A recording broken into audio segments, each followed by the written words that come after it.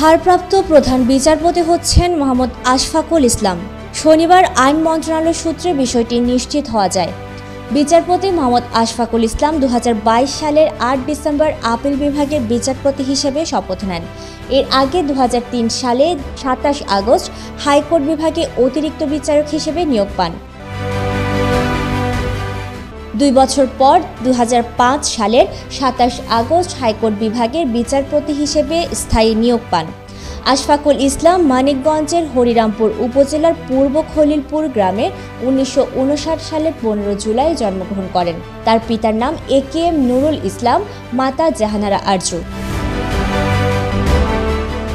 উল্লেখ্য, দুপুর 2:30টার দিকে ছাত্রদের দাবির পরিপ্রেক্ষিতে প্রধান বিচারপতির পদ থেকে পদত্যাগ করেন ওবায়দুল হাসান। আইন মন্ত্রণালয় সূত্র বিষয়টি নিশ্চিত করেছে।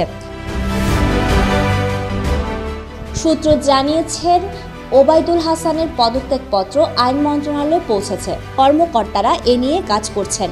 কিছুক্ষণের মধ্যে এ সম্পর্কিত প্রজ্ঞাপন দেওয়া হবে। Desk report, media express.